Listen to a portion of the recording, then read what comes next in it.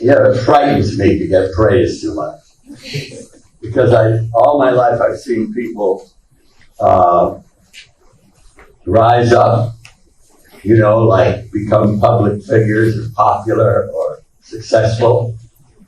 And one thing I've learned long before I got to be 84 years old was when these people get to the top of the mountain, there's only one way to go. And you see them all headed down, one after another. So I'm always afraid to get praised too much.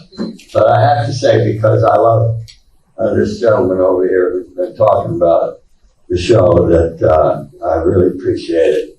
I love him too. I want to say something that's been on my mind, and I think it's appropriate to do so since Mark has talked so long about the show, Twain.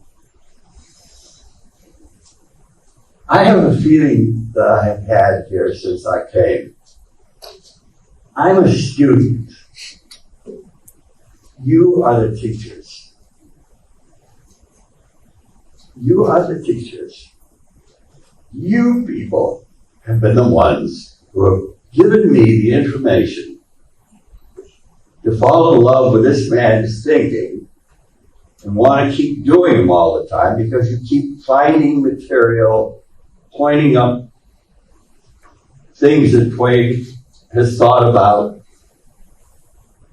I'm going back to Philip Foner, about 1956 or 7, Mark Twain's social critic. I didn't know anything about Twain when I started doing him. I was just doing an old man. I backed into this role. And it was such I remember the Argosy bookstore in 59th Street in New York City. I'd go in there all the time and get some more Twain books to find out who this guy was.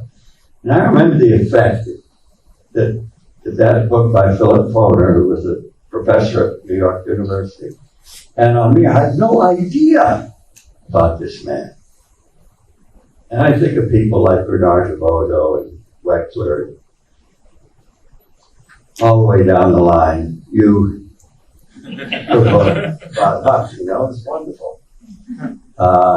All these books that you've written, Ron Powers, and all the people here who've written these books that I've read have contributed so much to not only giving me information, but giving me inspiration to go out and do this show, because we all know one thing. We need somebody to tell us the truth. Not twist it, not make it their own territory, but to tell us the truth. And in my lifetime, we have one person in this whole country, there are probably a few others, who have been able to tell us the truth.